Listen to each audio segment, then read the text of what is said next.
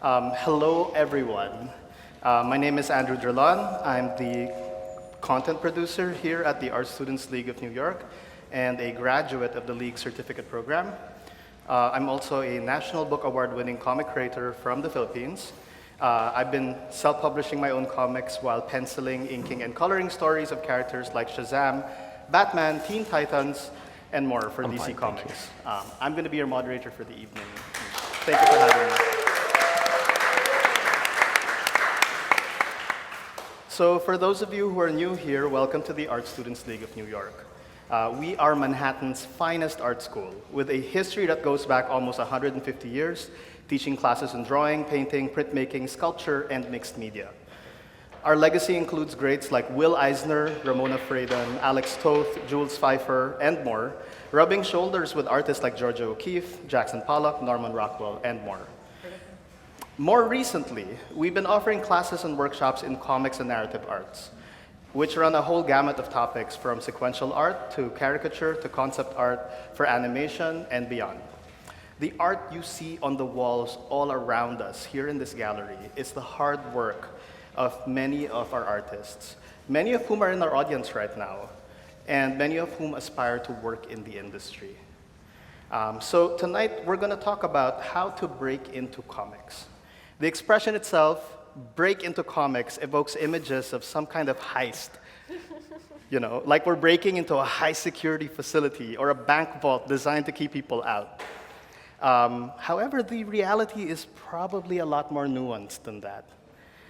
So here to enlighten us on that reality are four esteemed guests from the comics industry. I'm going to introduce them one at a time. Next to me is the award-winning comic book editor, writer, and illustrator, Heather Antos. She was the first female editor-in-chief of all of esports media when she joined Unicorn in 2019. She's the co-creator of Gwenpool, and she's worked on Marvel's Star Wars and Deadpool lines. And she is currently group editor of licensed comics at IDW Publishing and personally oversees the critically acclaimed and Eisner-nominated Star Trek line. Please give her a warm welcome.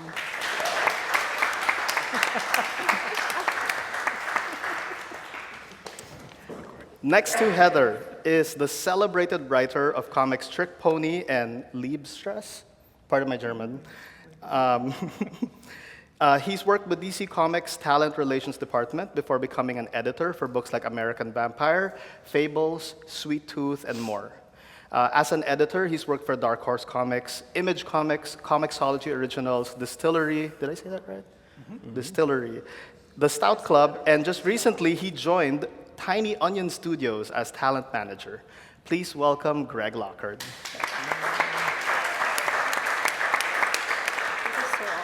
Next to Greg, we have Afro-Dominican writer and graphic novel editor from Washington Heights, New York, Kiara Valdez, who's written books for Scholastic and is currently writing original graphic novels and picture books. Kiara is an editor for one of the most important graphic novel publishers today, First Second Books. And she's edited several award-winning and best-selling books, such as Check Please, Frizzy, and Himawari House. Please welcome Kiara Valdez. Last but not least is a veteran. Thank you so much.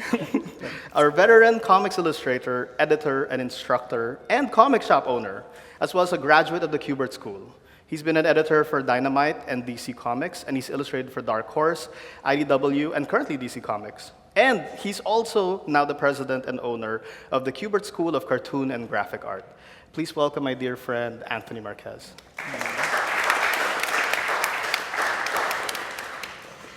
All right, so I wanted to start off with getting a bit of a lay of the land. In past decades, it seemed that the common advice for an aspiring artist to break into comics was to put together a portfolio with sample pages and bring them to comic conventions for review.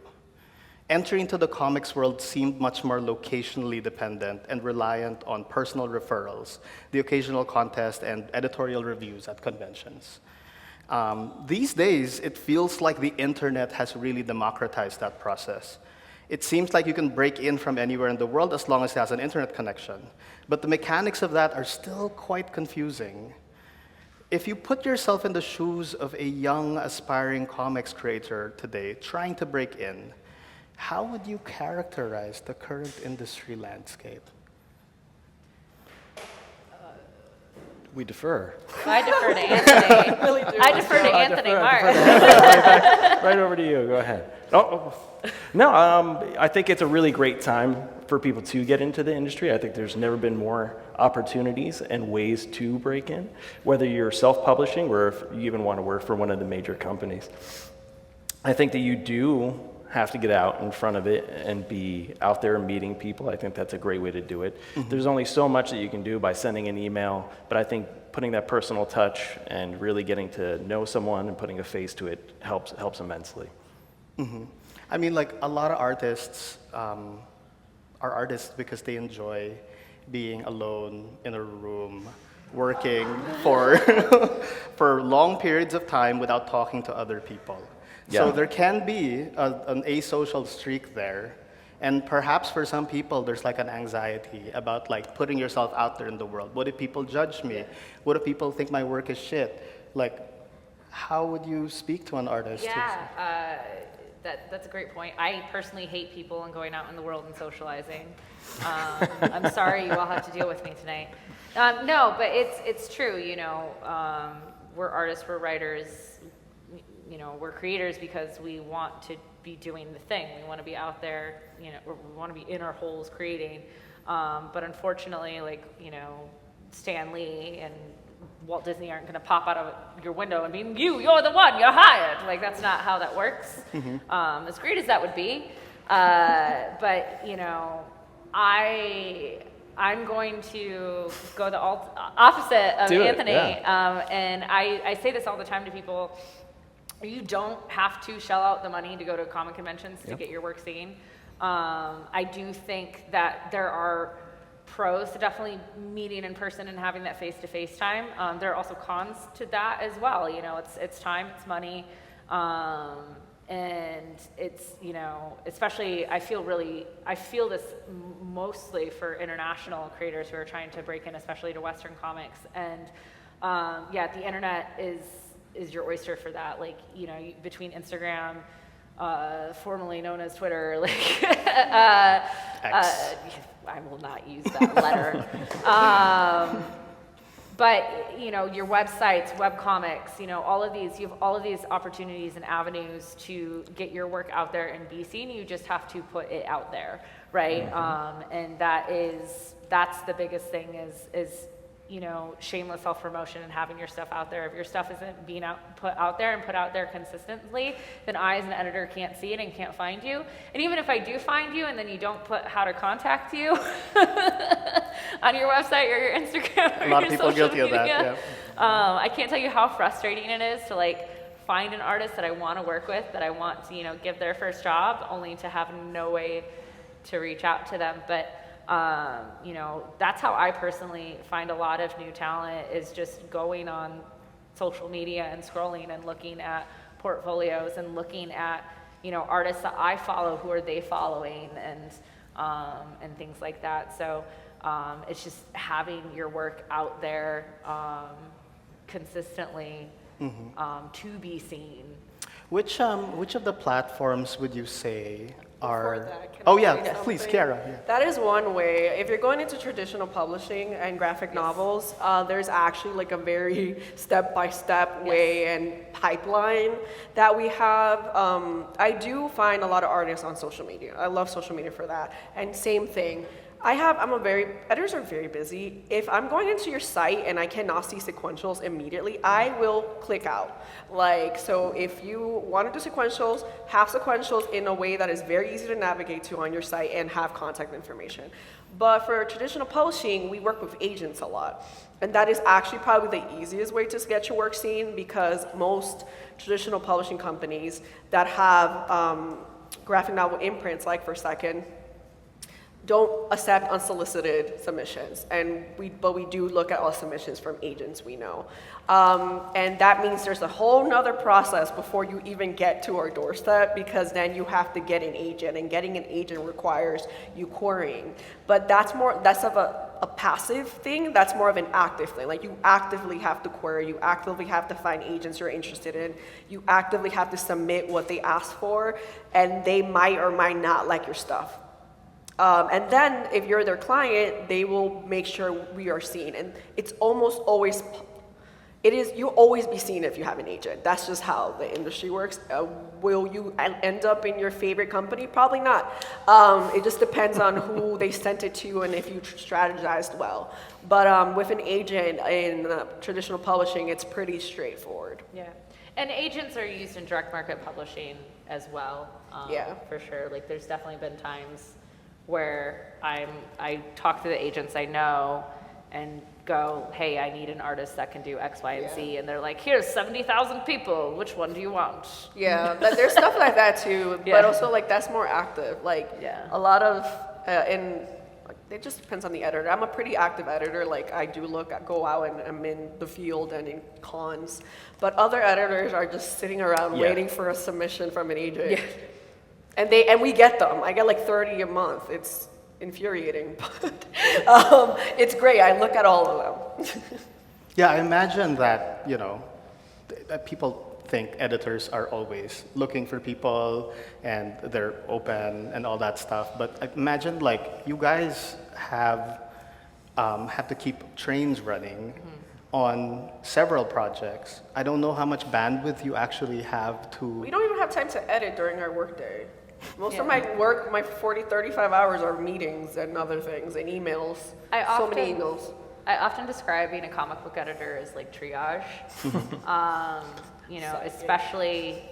Especially when you're doing like floppy comics, your direct market comics, where, there are weeks where I'm sending 7 books to print in the same week.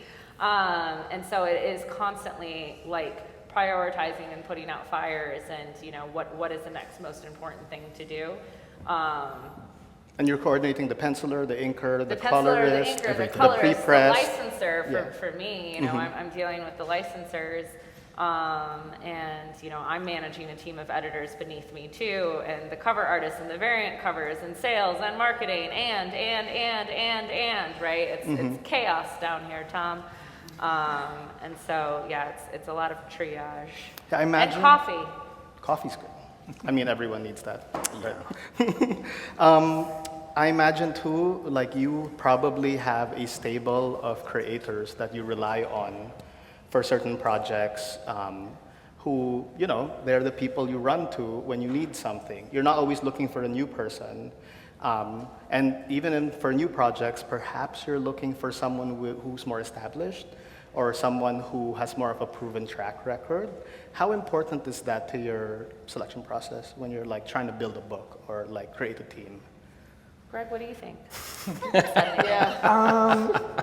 I was just listening. I haven't built a book in a long time. So most of the projects I work on are creator-owned, and the writers and artists will, or through their agent, will be pitching it to the publishers. This is why I was waiting. So comics are like baseball. Yeah, totally. I don't, like, usually if I'm casting, it's maybe in an anthology, a shorter story, which there I'm actually specifically looking to try to give people breaks. I think just throughout my, like, whether it was at Vertigo doing an anthology or now, trying to bring in fresher voices, let people get a chance. Like, I think that's usually where I get a chance to cast and get new people in the door. I mean, I feel like, so I broke into comics, quote unquote, broke in, last year when I got published in my first DC anthology for the Shazam movie, right? And that was thank you. But I feel like half the people who worked on that book, were new people in general. So I feel like anthologies these days, especially since they seem to be selling well, like people seem to like... Only direct market. Only direct market. Yeah, not that well. Yeah, but like it seems And to be, not that well. there seems to be like a steady stream of them coming out lately. Yeah. It seems to be like a good place to, try out a new person, see if they are easy to work with. I wanted to double back to social media a bit and ask a bit more about that. Like, what websites do you think are the place to be for comics creators? Come to Blue Sky. Blue Sky? Yeah, we like took control, like, for some reason, a lot of comics people, the moment Blue Sky dropped, just in mass, moved there. And I think it's still growing, but I do think that's the new place. And unfortunately, Instagram. Yep. Instagram, yeah. Yeah, Instagram is definitely where I probably go the most to just like scroll. I hate it. And see just who's posting work, because it's a I have purely a visual personal platform. vendetta against this man because Twitter was like my Rolodex. I'm sure it was your Yeah, Rolodex too. 100%, yeah. It was so useful before, and I found like algorithm has actually made me find people that I'm like, you should do a middle grade for me. Just randomly, by chance, they had like 200 followers. Yeah. And I'm like, you'd be great for middle grade. I'm like, I can't get that kind of randomness algorithm. And Blue Sky is made to be kind of like Tumblr. Purely yeah, like canonical. Tumblr within your circle, but looks like Twitter, and it's run fantastically. But that means I don't get organic findings. So what is left is unfortunately Instagram. Yep. You're correct. The thing is that Instagram sucks. What about Facebook? No. I know a lot of retailers are on there. No. right? They certainly are. I use Facebook so my mom doesn't call me every day. Yes, I exactly. That's the only reason. I post on Facebook so my mom knows I'm still alive, because I tried to get rid of it and then she called me every day. How about artist referrals? Artist referrals? Yeah, like have you ever encountered a situation where you're looking for someone, or maybe you're not actively looking for someone, but like one of the artists you already work with or a writer says, hey, there's this guy I know, he's really cool, or she's really amazing, and here's their art, check it out. I just actually hired someone that way. I do that a lot. If I'm getting a referral from someone I am actively working with or have a good relationship with, I'm always going to take their recommendations probably a little bit more seriously. I'm still never going to hire someone unless they're the right person for the job. But for every portfolio that's sent to me, it gets filed away in a little folder that in my inbox that I scroll through when I'm looking for people to hire. And that's a suggestion I often give to people looking to break in to comics, especially direct market, where find a mentor out there, someone that you can that will look at your work, give you either like an apprenticeship or whatever with. I've hired a lot of colorists that way. Jordi Belair is one of my dearest friends and one of the greatest colorists in comics. Facts. And she does apprenticeships, and I know if they're coming from her school of coloring that they're going to be excellent and great and incredible. And same thing with interior artists, cover artists, whatever that I work with. They're not going to recommend someone to me unless they think it's worth their reputation to recommend them on. One of the really fun things that we do at the Kubert School is we work with a lot of the companies. Not just for, in addition to once the students get to third year, we bring in about 10 to 15 different companies that go through their portfolios.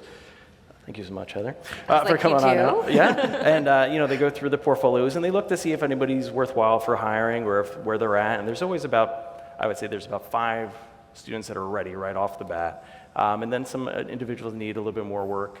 But we're always looking to find opportunities to get the students working. So over the past few years, we've developed really wonderful relationships with DC Comics and Mad Cave and Ghost Machine. And so for DC in particular, what we do is we actually take all of their webtoons books that they create and we reformat those and turn those into book format and put those out. We reletter everything, relay it all out. We do a lot of their DC Finest line. So right now we actually go through, re-ink a lot of the Golden Age pages, Silver Age, et cetera, recolor everything. If you heard of Jose Luis Garcia Lopez and some of the incredible style guides that he did, they're doing all the variant covers. We just recolored all of those. So we get our students actively working and getting them paid while they're actually at the school. So it's a really fantastic option that we have available for them. And it's really that mentorship that you're kind of talking about is, it's not just coming to a school and learning. We want them to be active, and we want to make sure that they're the future of the industry and actually taking part in it. So it's our main focus to get that going. Just build community and be genuine about Yes. it. Because oftentimes, like a lot of the creators I work with, I didn't do it on purpose, but I'm like, I'm acquiring whole friend groups. Like they just come up together and like learn from each other and raise each other up. And if genuine connections will get you so far, like as long as you're not like being shady about it and just connecting with people because Yeah. you want to leg up, because Networking. networking. People smell that miles away. So like just make genuine connections with fellow writers and fellow artists, and you'll see it flourish and pay off at the end. Yeah, I always talk that comics is a team sport. Yeah. You know, and it's really important to find your community, find your class of creators. When I was breaking in, I, you know, was producing my own anthology, and a lot of the creators, writers, artists, what have you, that were involved in that. It's really cool to, in the past 10 years, see how we've all like come up and are working now as professionals within the industry and not just self-publishing. And you know, that's how you recommend each other for gigs. Like, you know, if I get offered a writing gig, but I can't take it, but I'm going to recommend, you know, my good friend Kiara, who's a great writer, who I think she'd be perfect for this job, and, you know, and so on and so forth, right? Like that's how we all, you know, we all got to help feed each other. So it's starting to feel like less and less of like a high security vault that you're trying to like break into. It's an assembly line. We're all breaking it together. It's like everyone's like, here's a community. Here's and the gold, and we just pass it down the line. The same $5. Yeah, right. How do you guys feel about, there are often events that are posted throughout, especially during con seasons, right? Parties, BarCon. Ew. I hate them. Going So that's not direct market. They Yeah. started it. This is one of those things like creators Like, will go that out sucks. after the Ice cream social all the convention. way. Yes. We do Non-alcoholic that. events, please. No, I will shout it from the rooftops if you'll let me on the roof. You do not have to go to BarCon to break No. into comics. No. You do not Don't have to go. go to BarCon to break into comics. You do not have to go to BarCon Actively to break don't go. into You're going to be comics. disappointed. Yes. Before you even step in. So for those of you who don't know, BarCon is a practice that happens often at conventions where comics creators and aspiring comics creators, they tend to choose like a bar or a couple of bars in the city, in the general vicinity of the convention. And after the convention, they'll go out there and they'll socialize. So and cram 1,000 people into a room that's half this size. yeah. And then it's this whole energy of like, I guess networking, right? Yeah, but like, even the editors and- hate and- it. So you're not. Who are you meeting? You're the editors exhausted are not after the there. show. Yeah. You just want to relax, and then Yeah. the last thing you want to do is have somebody come up to you and be like, "Take a look at my portfolio," while you're trying to have a drink and relax. Like, and also, I'm just a cranky old man, and I want to go back to my room and go to sleep. So, Yeah, I don't even have a drink. I go back to my room. yeah, exactly. Like, you will not see me after the con. What do you think of that, Greg? Like, I also advise against thinking that is a constructive professional tool. I am a Bridge and Tunnel Jersey boy who can drink, but that's separate from Yeah. my comic book creation. So I think like they were saying, like it's usually about unwinding after the con. People usually, I know if I've been behind a table all day, I have limited social battery left Yeah. anyway at that point. So to meet any new person, whether they're showing me their portfolio or just networking, like it's not gonna be worth your energy. After 12 hours at a Comic-Con, where people are talking to me about their great comic idea, the last thing I want to do is be stuck in a corner in a bar where strangers are coming up to me, talking to me about their great comic idea. I'd much rather give you my information, like my email, professional email, not my personal email, and have you send me stuff and review it and get back to you. Yep. I've always enjoyed that. We were talking about it a little bit beforehand, but I always enjoyed having people send work in and getting a chance to take a look at it. Because in kind of talking about those anthologies and other opportunities, it's really fun to see someone that's really serious about breaking into comics and wanting to do it. When they send you samples, it's not the same samples every single month being sent in. They're actually proving that they can do new work, send it in constantly. So I'm going to be more inclined to give that person an opportunity, and it's much better than cornering Heather at a bar. Yeah, I did want to ask You're about not going to that. find me there because I don't go to BarCon. That's right. So I go to DogCon at my house. I did want to ask about that though. Cold emails Yeah. from creators to editors. Let's say you meet someone, you get a business card, or you find their information online. How do you feel about that? No. Don't. At least in traditional publishing is seen as a no. Like, it's very different and direct. And again, most like graphic novel imprints are in traditional publishing, are in the big five, and like some, like Little Brown.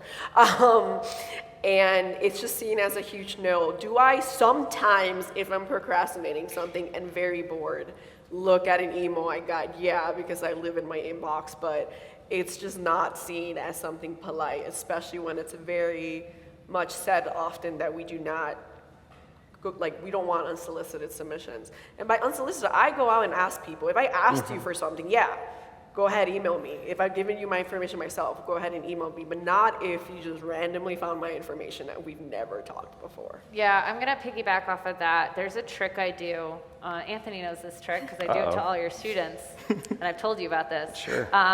If an editor gives you their contact information and says, contact me, that's not a trick. Do it.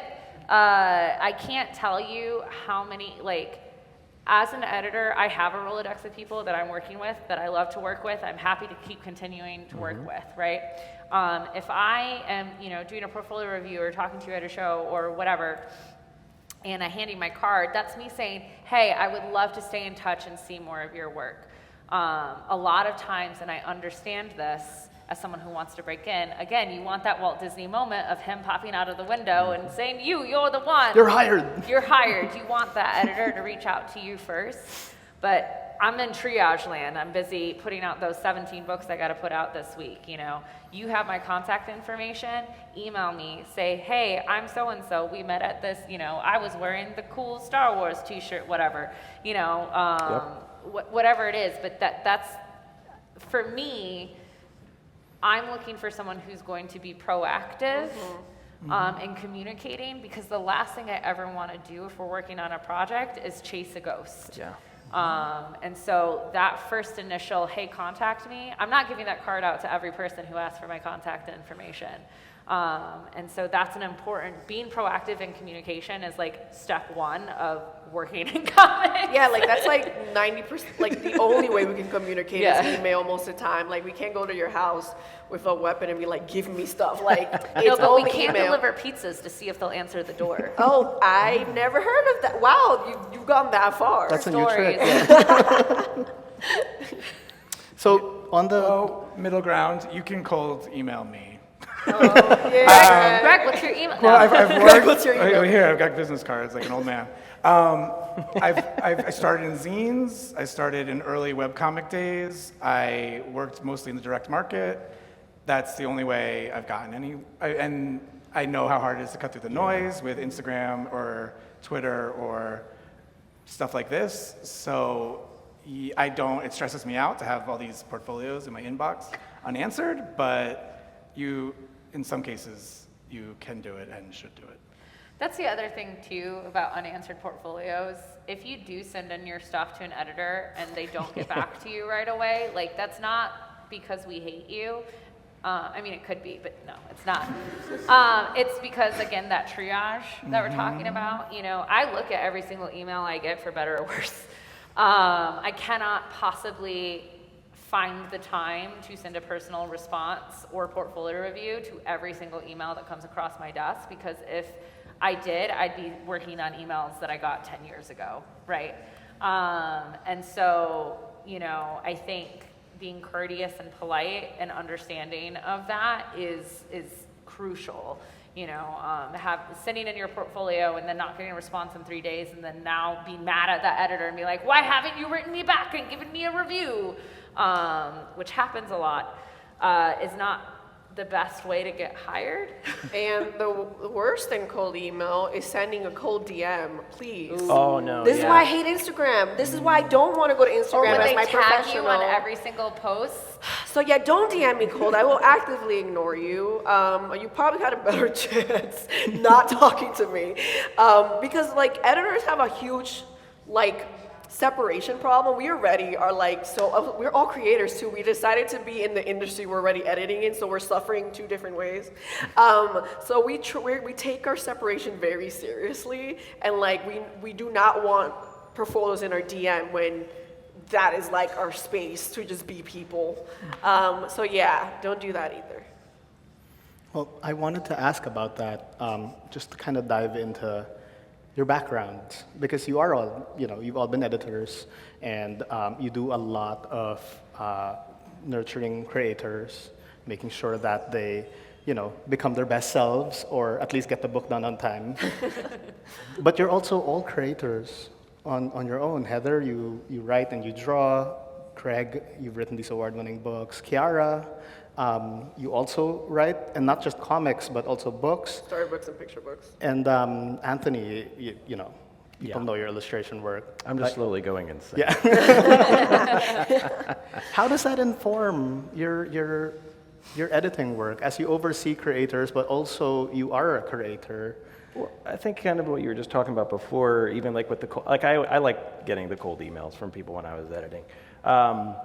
Because I was in their same shoes. I think we all were. Everybody that's in this room, if this is something that you really want to do, it's very different from someone that's going to school for anything else.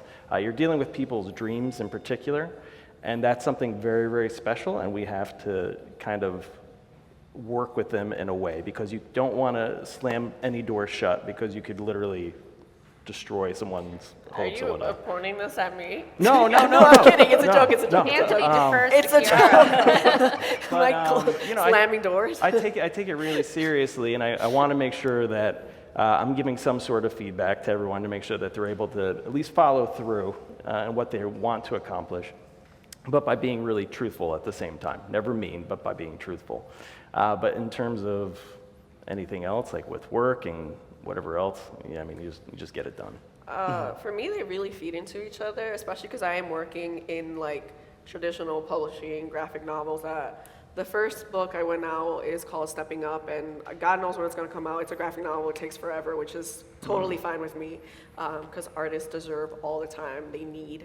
But that one, the reason why I was able to make a pitch, it became quite popular and it wasn't an auction, but it's because I know my market and I'm working within my market. I breathe the graphic novel market. So I was like, if I'm gonna do a project, and that's important, know your market. Like I was like, if I'm gonna do a project, what's missing? Why do I need to tell a story? And I was actually working on Bunt by Ngozi and Mad. Not on Bunt, wrong. On Flip, Ngozi's next book, Ngozi Okasa's next book, which is about a black girl in boarding school doing a whole like Freaky Friday, switching bodies with a white boy she has a crush on. So it's a lot about race and all this stuff. While I was editing that, I was giving her a bunch of notes that are, because I went to boarding school as a black girl. And I was like, this is not right, this isn't correct. They would have to sign in at 11, like all this stuff. And I'm like, wait, I can tell my story. And there's not a lot of like YA black memoir. It's like a hole in the market. And I'm like, that is a smart idea. So I'm like, I've been writing fan fiction since I was 12. Like I love writing. It's not my first job, it's my second job. So that's how I started writing. I'm like, I'm gonna do this, and if it doesn't work out, whatever. If it does, and I get an agent, and it went much better than I expected. And then I decided to like go into storybooks and do picture books because I like my brain doing different, like I like procrastinating the other thing with something else. Yep. Mm-hmm. But it did help. Like for example, I have a creator who was doing their first memoir, and they were doing exactly what I did, because memoir is really hard because people don't realize memoir is only like 80% truth. There's no way you can tell memoir that's 100% truth and it'd be a good memoir. It'd be trash. You'd just be relaying information. And that's what she did. Like what I did in the beginning, I just word vomited, and I'm like, wait, no. Like even if this happened my second year, year, it happened, so I can move it to my first year. And like shuffling like that makes a good story. And I was able, because I personally went through it, to guide her through her memoir and be like, I know exactly what you're doing, and this is how you break out of that. Greg? Yeah, I think for me, like art seminars, the writing seminars of like my undergrad, like really informed how I edited and how I collaborate and give feedback and hypersensitivities that I have built in to my personality. But yeah, I think I've carried that workshop mentality throughout my career, because any notes as an editor I'm giving, any scouting I'm doing, is all, the goal is always the best comic book possible. And so like certain like ego stuff or feedback, the way you're delivering feedback and accepting feedback and communicating if it's done properly, like we're just all working towards making this comic the best comic it could be. And sometimes I suppose you're thinking like, I'm talking to this creator as if I were talking to myself. Like, what would I say to myself if I were running to this type of problem? But what would I say to, but them. Like, Yeah, I don't yeah. want to change their story. I don't want to overwrite anyone, because my writing is my own Yeah, you have your own mess. sensibilities. Yeah, and I don't want to Yeah. impose that mess on anyone. Yeah, a good editor, I like to say, is like Google Maps. You as the creator are putting in your destination, and we're, helping you navigate that to, whether it's the most fuel efficient route, whether it's the scenic route, whether you took a wrong turn and we have to figure out how to reroute, whatever it is, right? And, I'm never changing the destination. That's not my job. I'm just, Making sure you're getting there. making sure you're getting there in the best shape that you can get there. It's, I'm never going to impose a stop on the way to pick up a Slurpee. But I've always found that my background, not just as like a writer and an artist, but also I was a theater kid. I see that. My parents met in a musical. Oh, I love Let's that. get Oh, wow. this very That's a whole graphic novel, guys. The Music Man when they were 14. But, theater is a lot like comics in that it's a team sport. You're all like working on a shitty budget, on a tight deadline, and the show must go on, right? Regardless of anything. And it really helps when you're doing, the low budget stuff to wear a lot of hats, right? And be able to speak the language of everyone else and everyone else's role. And when I broke in professionally and started working for Marvel, all of a sudden I'm having to give notes to colorists, and I don't know anything about how to give a note to a colorist. And but I often heard about the notes that colorists hated getting. The number one, make it pop, right? Like, what does that mean? That means nothing. And so I started to take classes in comics coloring. Oh, interesting, yeah. Just to learn how to communicate and how to navigate those conversations. And I found doing things like that, like I earned a lot of respect from the creators that I started to work with, because I could communicate clearly and speak their language and, really understand the tools that they're using and the time it takes to do the jobs that they're doing, and really understand, is this note worth it? It's not at this point, and I've seen peers and other editors, hold up production of books for little details of things that really at the end of the day don't matter. It's on a panel that's this big, that's gonna live for 2 seconds in someone's mind before they move on to something else, and so, it also helps too, because I can do all of my own post-production edits on my own without bothering creators for things that that if it doesn't break the integrity of the art, I'm just gonna do the correction myself rather than waste someone else's time when they could be working on their next paycheck. When we were working on a lot of the licensed stuff at Dynamite, we would have it, it would go right up to the print date. And there were so many times where it was just rather than having to contact the colorist or somebody to go back in, I would just take it into Photoshop and have to make the Just do it correction yourself, the night before. Or Yep. it's late already, it's supposed to go on Friday, it's Tuesday, and they're like, you gotta get it to the printer today, so you do what you gotta do. So I got it rough.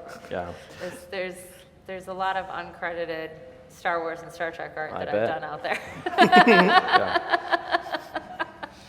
Well, I did want to ask about something a little more general, which is the idea that when someone actually breaks in, like how do they stay in? Like there's this famous, but like very murky bit of like comics advice. Allegedly, I think from the famous DC editor Archie Goodwin. I think this was also blogged about by Neil Gaiman at some point.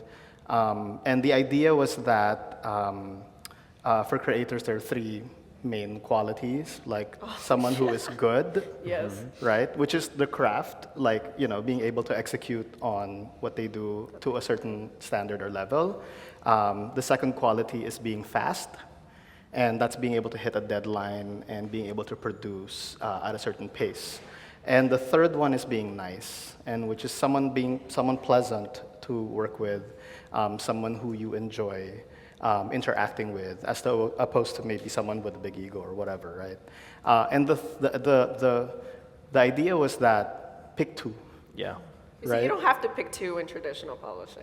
No, you don't have- Especially, you can have three. Like Yep. in First Second, our schedules are quite flexible, and we're a much slower industry than obviously direct market because books take forever, and books is a very, like, traditional publishing books are a slow moving thing, which is why I said you guys have it rough, because we have a whole production department, and like I have time, I can ask the artist for stuff. The first second book I ever worked on, when they sent me the proofing schedule. I mean, and- you're working on our crazy one though. Yes, but it's not crazy. No, that's the compared- thing. That's yeah. crazy for us. She's No, I working know. on a yearly or more than yearly, and we Yeah. don't do those a lot. We have like 5% of our publishing is yearly. Like the book comes out every year.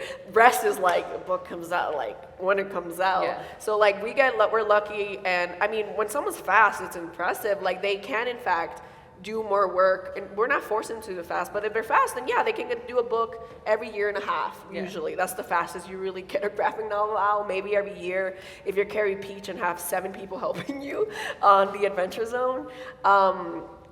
But I would like to note that fast and good are great, sure. Nice is the most important thing, because the way I have blacklisted people we've worked with, we didn't tell them, but we literally just don't work with them anymore because they were rude. And if you're going into publishing, I hope you know that you must want to be edited. Because if you go to an editor and you're working together, they know immediately if you're someone who does not want to be edited. And we're not talking about changing giant things or nothing like that, but there are people out here that I'm like, you would have been better off self-publishing because you're making my job impossible. I'm just trying to make your book better. Like, just your destination, actually get there. I don't give a shit. I can literally just put this book out there, typos and all, if you want that. But yeah, nice is so important. People really underestimate that. It can completely break your relationship and break your career. Yeah, if I have one piece of advice I give anyone, it's don't be a dick. Like that's just Yeah. straight up it. Communicate well. I be don't nice. work with assholes. Yeah. You know, again, it goes to that team sport nature of it all. We're all in the, especially direct market. We're in the trenches, especially in licensing publishing. Like you're in the trenches, and you know, we're not just doing one issue together. We're doing multiple run. issues together, and yeah. You need to have a good relationship You have to in have order a to good like make it relationship. through that war together. You yeah. have to, yeah. Because it's triage. Like again, it's that, you know, and you're not going to want to be having petty disagreements with your teammates along the way. Yeah, no one is entitled to a comics career. And I think that some people that come in think they're entitled to it. I'm like, you know how many artists there are out here? Yep. Like, if we do a book together and like I find you intolerable, not only me, I will tell my team. And we warn each other about people that are impossible to work with, because editors have it hard enough already with just working with nice people. There's so many people in the kitchen and stuff like that. So yeah, just be polite, be communicative. If you're gonna be late, say that up front. Don't just wait like 2 weeks, you know, things like that. Not that you guys have 2 weeks, Well, but yeah. and if you say all the pages are going to be in today, then make sure they're turned in today. I think a lot of times when you first start off, you almost have to be all three. You have to be I don't all think three. I don't think Yeah. you have the luxury of saying you can be two. And later on, like, when I first started off editing, it was like, yeah, of course you're going to want to work with insert name, and they might be a little bit late or whatever, but you're going to have to deal with it because it's also going to help the Yeah, sales that's of the okay. book. That's just being realistic. But in the beginning, if I'm giving you a shot, and then exactly you tell me that the pages are going to be on Friday, and next you know it's 2 weeks after that Friday, I'm not going to be really that happy about it. I'm trying to be nice about it right now, but yeah, no, it doesn't work well for you. I think the thing to keep in mind on the communicating you're being late or you're being fast or whatever it is. Yeah, right? that's actually a really important topic Right. because, like, stuff happens. People have lives, and Yep. sometimes, like, what if I'm gonna be late? What if you're going to be late? Well, here's the thing, right? There's someone that comes after you in the pipeline always, right? And so it was a thing that drove me insane and really informed how I run the books that I project manage. When I was at Marvel, you would see a writer turn in a script 2 weeks late and then an editor give notes 2 weeks later, which means the penciler now has a month. The month is gone, and now we're taking pages away from an inker, or the penciler can't ink themselves, and then pages have to be split between 7 different colors instead of 1. You're taking a paycheck from someone. Like, not hitting your deadlines means someone else doesn't get work. And that's not cool at all. And you're hurting other people's livelihood, you're hurting other people's careers. And it's a very entitled, selfish, endeavor to just like, well, I can be late and not communicate and it's fine. And I would see whether it be a penciler, whether it be a colorist, whether it be a writer, like consistently late, and yet people would still just like put up with it. And I just don't put up with that. Like, if I see a penciler is running late on their deadlines, I'm taking pages away from them. I'm not taking pages away from the inker and colorist because they didn't, they aren't the ones that shit the bed on that project, and so they should not be the ones that lose their paycheck from that. But life happens, people get sick, death in the families, emergencies, whatever. That's fine. An editor is there to help solve that problem for you, but we can't help solve that problem of the schedule if you don't tell us when it happens. That, I've recently this year, unfortunately, I had a creator whose partner passed away suddenly, and just like truly, truly tragic. And, they emailed me and they're just like, hey, I'm not going to be able to work, for foreseeable whatever. And because of that, we were able to delay the project until they could come back and and do the work. And but had they just ghosted me for 6 months, which I had another creator do this year, they're not going to get work anymore because I can't. We can't solve this problem together if I am left in the dark. This feels like relationship work. Yeah. No, Like it's it a is a people job. relationship, Editor yeah. is a people job. Yeah. It's managing different personalities, including like, I am managing the managing ed department, the publicity, marketing, production, everyone and their mothers, and my boss's bosses. Like, it's like a people thing. And if you don't communicate with me, I then get asked by 3 other people what is going on. Luckily, like in traditional publishing and trade publishing, there is a lot of the people we work with, we're gonna say like 60%, I think in the first second list, I'm making up these statistics completely, but about 60% are creator-owned. I mean, they're all creator-owned, but only one person doing all the steps. And then 40% is like a writer and an artist.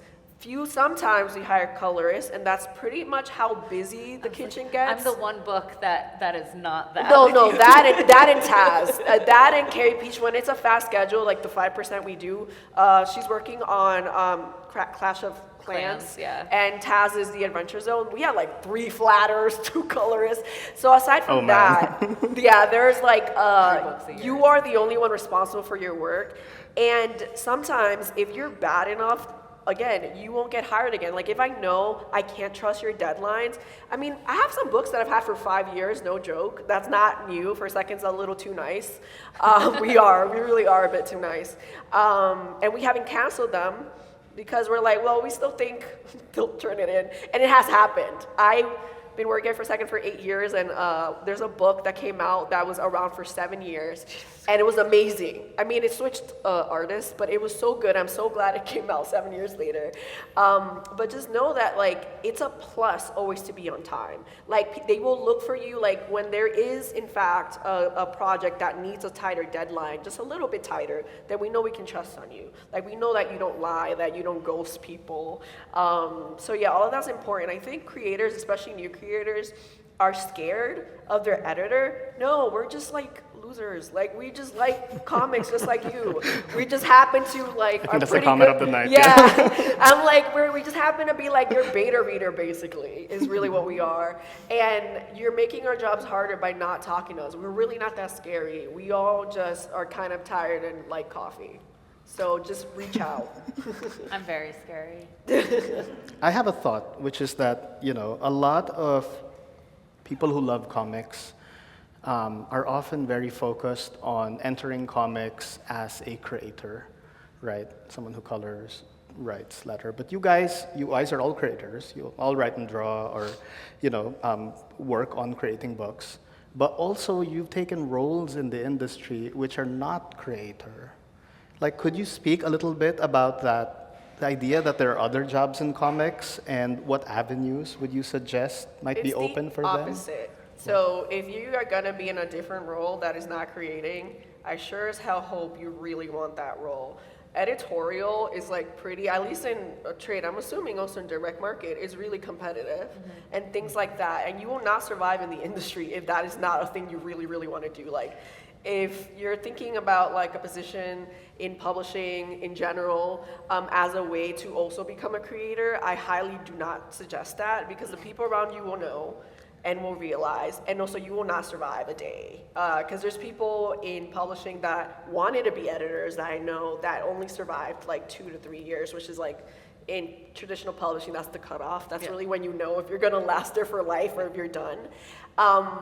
That's what I meant by I'm an editor first, because I always want to be. I just happen to be like, oh, I can also have a second career, writing on the side. But editing comes first every time, and that is the only reason I've been in this damn industry for 8 years. I often talk about working in comics as like being a boxer. You have to like getting punched in the teeth a lot, and then being excited about getting back in the ring tomorrow. You don't get punched in the teeth every day. But there's a ton of other roles out there. You know, you have a sales team, you have a marketing team, you have production, you have design, Publicity, publicity operations. Yeah. You know, we have fulfillment, and you know, IDW has a fulfillment where you know they're doing comps, and they're watching them work is like the warehouse. ASMR for me, right? The warehouse, just watching, they know where everything is, and they package it so well, and it's just contracts. There's lawyers. Contracts, yeah, business affairs. Like, you know, there's every single job that a normal company has, like a publisher still has to have. You just get to, you know, play with shinier toys, as I like to say. But yeah, it's all, you know. You have to love it at the end of the day, because comics does not pay well. Oh, it does not. You know, and no one's in it for the money. It's like a joke, but it's not. I was joking about But this is why I like publishing, because 99% of the time, aside from the random white girl whose like parents are really rich and she's just doing it for fun, people are really passionate. Like, because there's no other reason you would be in publishing. Literally no other reason, unless you really freaking love books and comics, because really that's it. The pay's not there, the benefits are not there, the vacation is certainly not there. But I do recommend maybe pursuing those jobs No, I if agree. you are I passionate. agree, yeah. That's how Anthony and I met. We met, and Yeah. we both had like behind the scenes jobs at DC Comics. I started off in contracts, which if you awesome. know me, I am not good with money or numbers. Wait, but that's not the money though. This was editorial administration, so Okay, it was okay. money. And but I learned a lot, and I was behind the scenes Yeah. with a lot of people. Like your peer group was there, and we were all coordinators, also making no money, and but loving comics. And at this point, DC was in New York City, and you know, at that point, there was a clear line where we were not allowed to freelance while we were working there. So you did have to like shut off that aspiration behind the scenes, which is freeing, I think, because as you were saying earlier, if you're in there to just pitch your book or your novel or your artistic ability, like the people will smell that pretty quickly. But yeah, some of the greatest friends of my life were made in that office, and like a lot of my colleagues that I still work with today, and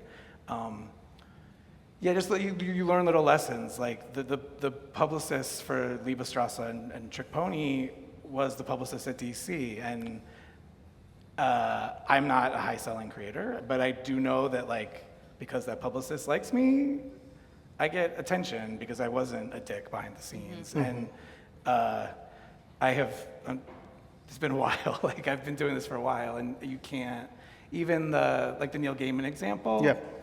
he's still nice behind the scenes. Like he Yeah, he is still nice. is grateful to Karen Berger for his big break. He still knows the comic book people. He still tries to do comics in between doing TV and film. Blurbs. And One of my yeah, last the Blurred art blurb. books even. I'm like, One, Yeah. one of my favorite emails I've saved was Neil Gaiman personally rejecting an offer I made him. But, he wrote me to personally thank for the offer that he cannot accept.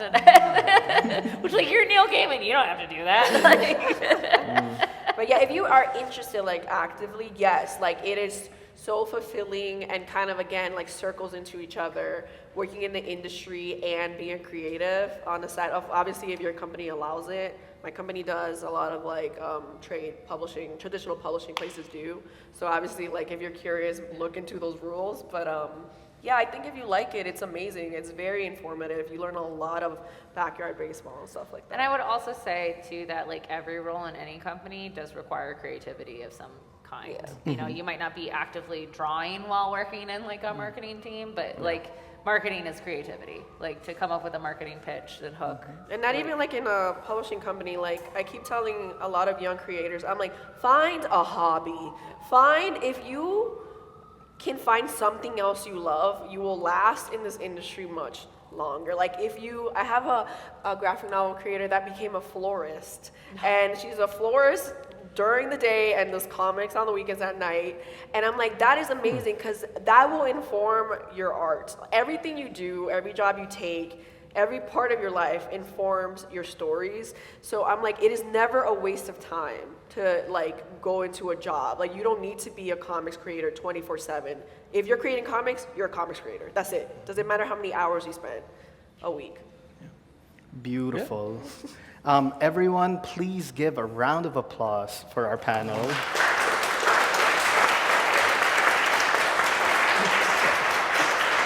I give it.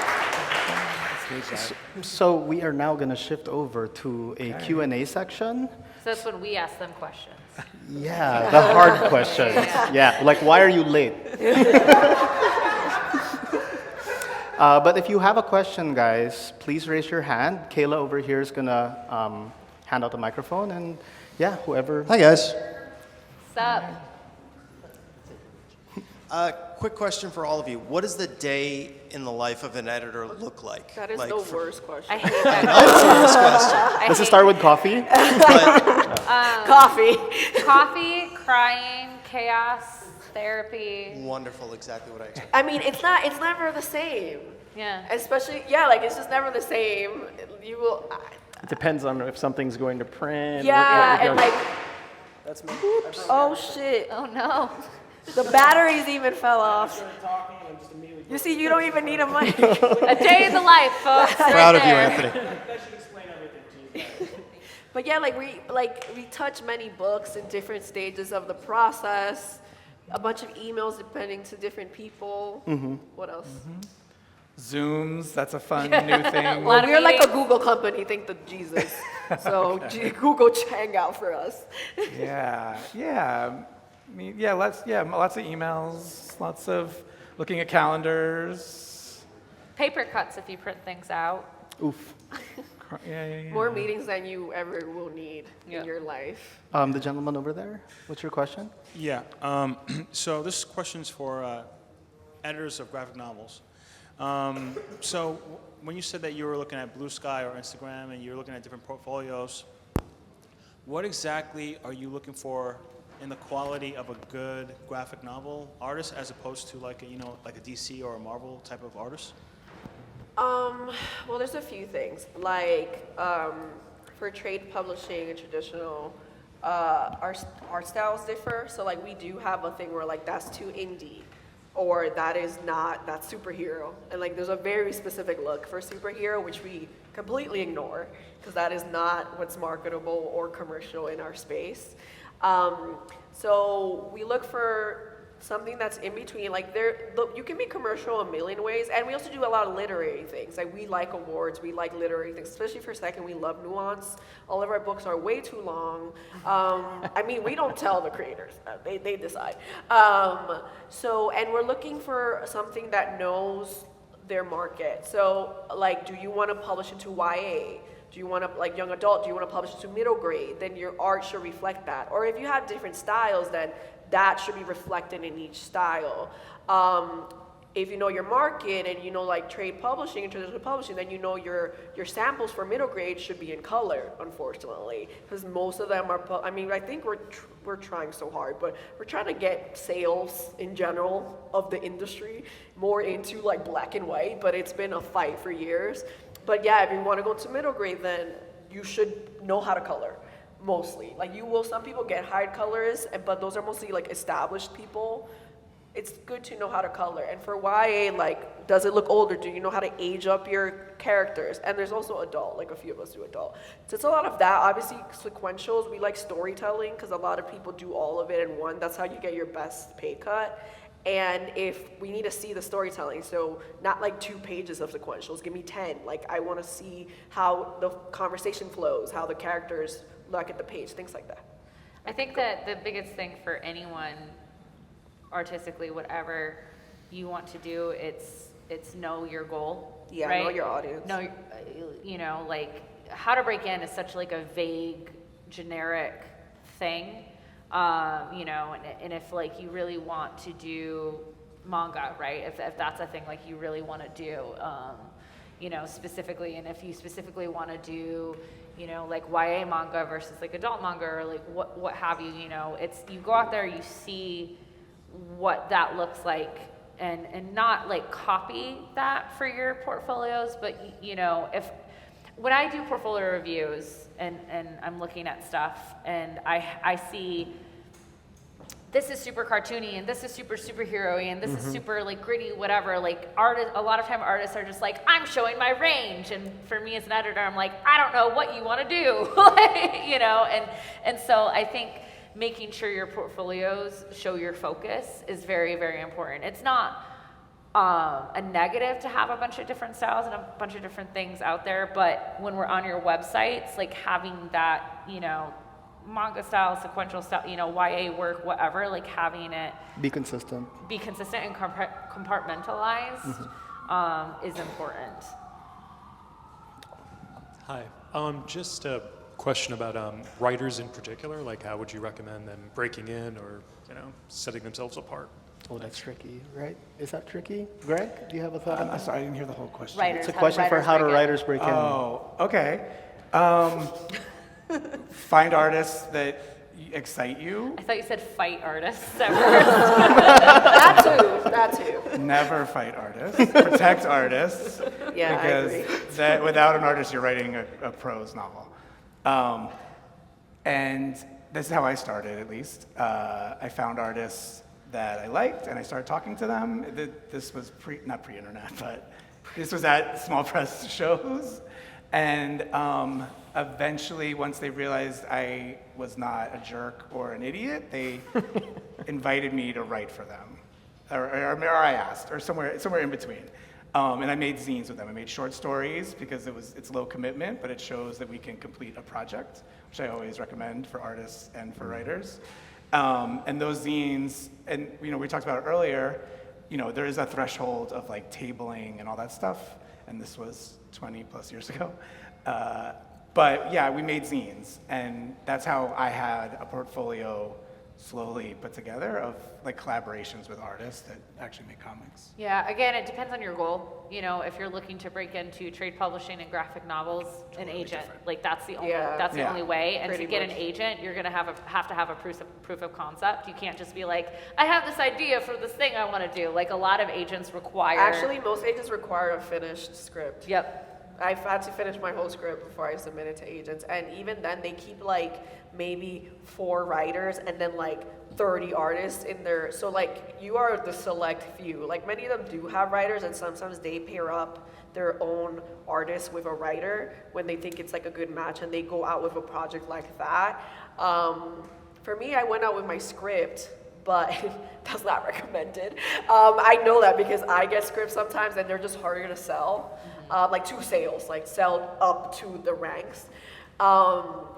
But yeah, even making connections, like even like approaching an agent together if you want to, with a creator is a way to go about it as well. By the way, we will be having a special lecture this Saturday at the League Comic Fest about how to get an agent with Josh Good. Sippy. That's So if you're amazing. interested in that, do check out the schedule. Come on Saturday because we'll have a whole hour dedicated to like that specific process. And just to piggyback on that too, just for writers, because like I do feel for writers, you know, a lot of editors can't look at just a script unsolicited, especially for IP. So I often suggest, you know, you start short, 4 or 5 page comics, 6 page. Yeah, anthology stories. Anthology stories, but also like find an artist you want to work with that is within your class, as I like to say. You know, you're not going to walk up to Adam Hughes and get Adam Hughes to just like draw for you.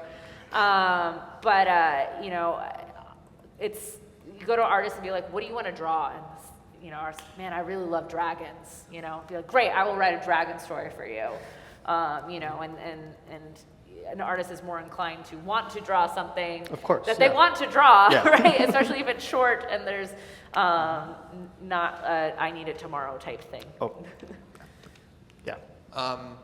One thing that's always like on like job boards for these companies is like editorial assistant, which is like usually a stepping stone to working as an editor. Like, but what are companies looking for specifically on an application, like a resume or a cover that shows that you're what they're looking for and that you stand out from the crowd? I feel like that's something that comes up a lot, but everyone wants that position. So what always is like personal history working with a company before is like Yeah. freelancing.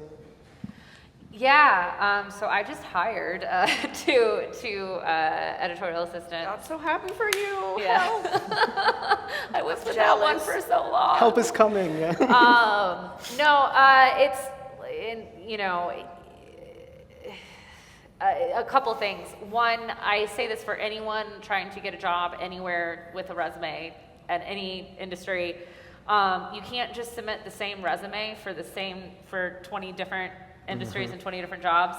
I don't care if you're doing a career change. Like, you know, you have to show me how your skills applied to the skills that I need in the job listing. And so, you know, that's a big thing first and foremost. If my job listing is asking for, you know, creative project management, scheduling, administrative, whatever, like you need to showcase those skills in that resume. And then for editors in particular, I was looking for people that have experience creating a project and leading it to, you know, fruition, whether that is a podcast that they created or a zine, or it doesn't have to be comics in particular, but you know, having actual comic experience obviously is helpful. Actual publishing experience obviously is helpful, but not everyone's going to have that. But just like having experience working in creative teams, project For us, management. even libraries, Yes. like it just Like show books. a comic, yeah, like a comic book shop, Like, what's really important is like I put in the 10,000 hours by being a manga reader my whole life. Yeah. Like that was like half my skill. I was like ranting about Prince of Tennis in my interview. But yeah, it's stuff like that. Like find adjacent jobs that show you are actually super dedicated. Yeah. Like that could be like working in an agency, not that I recommend it, a comic shop, library, and yeah, like find friends, I've run a scene, like I ran a haiku scene that almost killed me during the pandemic. Like just do things like that and you can put that on your resume and show like I'm super serious. I tell people if they play D&D, like put that in their resume because you get a lot of actual like good skills out of D&D. It's teamwork, it's improv, it's thinking on your feet. It is. I love it. No, it's I problem love that. solving. It is. Like people who are dungeon masters, I say put it on your resume. If anything else, it's a talking point.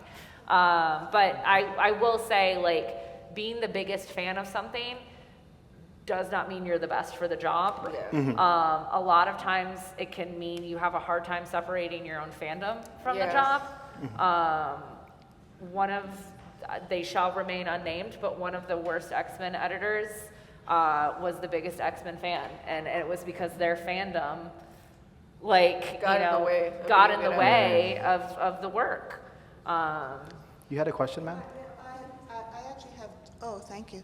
I actually have just a double thing. First, I just want to say procedurally, I don't know if you're posting the names of the people who are the speakers on our website and a recording, because, for example, I'm out of town on Saturday, but that's a very exciting lecture to come to. So I don't know if that's something that's in the works, but that would be great, because I find, like, the names went by me pretty quickly, but you're all pretty fascinating. So Yeah, we have posted, yeah. yeah, so that would all be on there. Yes. And including the recording for Saturday? The recording will be out on Oh, YouTube. super. Yeah. It'll just be on our website. It will also be on YouTube, yeah. Oh, okay. Yeah. And we'll be able to trace it through the website. Okay, my question is, I'm very excited by the work of Lynda Barry. And she's sort of like a full-blown thing. She's like her own thing and has always been really exciting. And I have all her books, and I just have always loved her. I would always go to Desert Island Comics, which is also, they used to have a lot of lectures there, and people you never would meet, like from Norway, or like terrific graphic novelists.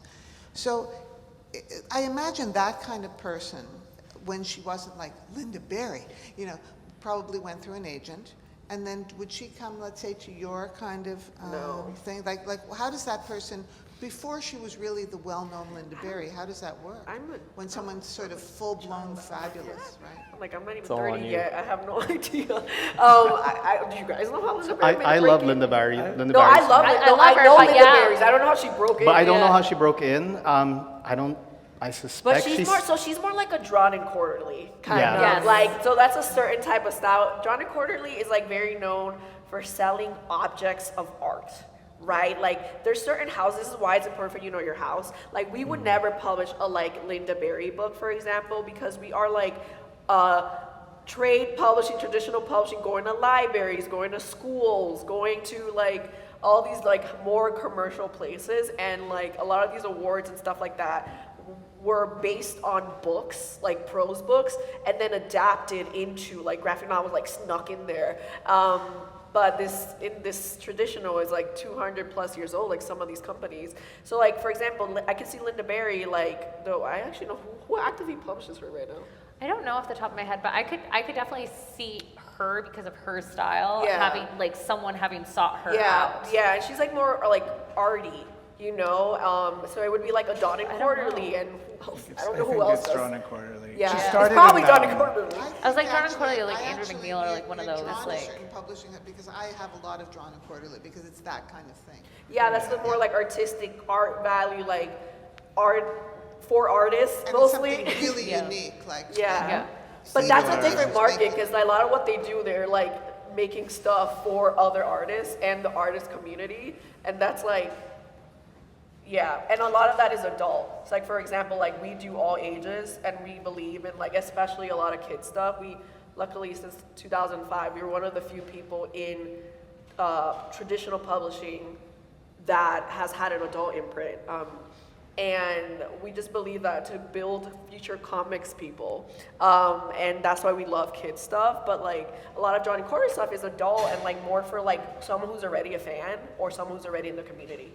So my very last thing is, where do you find the list of good working agents and who they represent, so that then you can match yourself in there, you can find your community? Come to our talk on Saturday with Josh Sippy. I'll have to listen online. Yeah, he will definitely go through some Who's doing websites the and some talk? resources. Josh Sippy. Who? Josh Sippy from Josh Barnes Sippy, & Noble. I know him, yeah. Yeah. He's a writer. Okay, next question, please. Hello. Anyone who knows me is aware of my borderline psychotic obsession with Bionicle, and namely its use of marketing in a really creative way to help convey the story that the creators wanted to get across. And so I was curious about how involved each of you are in the marketing of a given work that's being published, and what considerations go into that, if you guys plan like specialized distributions for things that have like a very particular marketing campaign in mind. Greg, I want to hear what you have to say Yeah. about that in particular, especially with Distillery and how that's kind of come forth, and even all the other projects that you're a part of with Tiny Onion and. I'm Marketing. not very Marketing. involved with the marketing. No. Oh, that was the simplest answer. Yeah. ever. Besides myself. Yeah, but all those publishers that I've worked with recently do have very like slim marketing departments of 3 or less people, maybe. So, and the distribution, to your point, like your question on like distribution or specialized stuff,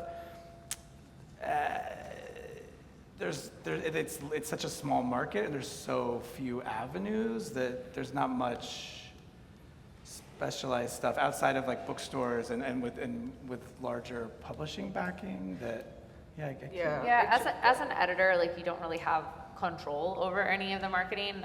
What I can do is I can yell at my marketing team to market my books more. I do that. I can give them things that make it easier to market a book, and ideas and anything that we have or the creative team has, that they're willing to do. But at the end of the day, your marketing team is also marketing, if I'm putting out 7 books different that week, and there's 4 other editors at my level also putting out 7 books that week, that means there's 30 books going out that week that my marketing team has to, their triage, right, is what books that they have to figure out how to market and what is most important to market and so on and so forth. Yeah, trade publishing is very like department oriented, so we have a giant that's the good thing about being in graphic novels and being like, for Second, we call ourselves a boutique imprint within a powerhouse, because we can get the marketing department of the Macmillan Children's, even though we have adult children's group, and they're a superpower, but the things that they're also very split. They have to do prose, picture books, and graphic novels, but they're a whole department that we fight with all the time, because we're trying to get more attention to our books, but also being cognizant that they're busy, and I do give ideas sometimes when I think they're lacking, and I'm like, why are you not doing your job? But also I also feel for them, because their jobs are very stressful. And obviously there's marketing and there's publicity, and they have different, even within it, there's school and library marketing, because trade, the only reason graphic novels have such a long tail is because we often land at schools and libraries, and that has its own marketing department. We have time for one more question. Could I put 2 questions into one? Go for it. Okay. So, how do you find a mentor, especially if you're an independent artist? That's the first question. And how did you each individually break into comics? Ooh, that's a big question. So how do you find a mentor? Is you ask, basically, find someone whose work you admire, and be courteous and ask and reach, figure out what sort of partnership you're looking for. Can I show you my portfolio? Can I, is that something you'd be cool if I sent to you, once a month, once every other month? And, we talk through it together, whatever, but you ask. That's really just the And be prepared for a no. Yeah. I've had the luxury of having some really awesome mentors. It's also not just going to be one person. Yeah. It's going to be different folks throughout your life. So for me, Fernando Ruiz, who was a longtime Archie artist, was really the first guy that started saying, hey, why don't you just sit down and start drawing? don't you sit with me at a show? Come on, just hang out. And then next thing I know, I started selling stuff. And I was like, this is awesome. I can make money from drawing pictures. This is incredible. And then, Andy Kubert became one of my best friends and is also an incredible mentor and helped guide me and really told me about the position editorial-wise at DC Comics after he told me I was never going to make it as an artist. But I made it as an artist anyway. He was fantastic, and I'm just teasing. But he was fantastic, and you just go through life, and you're gonna compile a whole bunch of mentors, and I don't think it ever stops. And then it's up to you to then pay it forward as well. And you're always trying to. I think it's so important to help people. Like if you're not trying to help the next group come on up and take part in the industry, then why are you even here? What are you doing? And I do think it goes back to some of the earlier points we talked about where it's a community and you want to be present and you want to be putting yourself out there and you want to avoid being too asocial and too focused on just making the work. Yeah. You got to put your stuff out there sometimes, even if it's just a sketch, even if it's not the most ready thing in the world, because you have to be interacting with the world in order for the world to interact with you back. Be prepared to hear no. It's okay to hear no as well, but you got to keep moving forward. Yeah, what I always say, you're never going to get something you don't ask for. And if you ask, the worst thing that can happen is someone says no or they don't get back to you and you're in the exact same position you were before. Mm-hmm. So you might as well ask nicely. And on that note, please give another round of applause for our speakers. Thank you so much.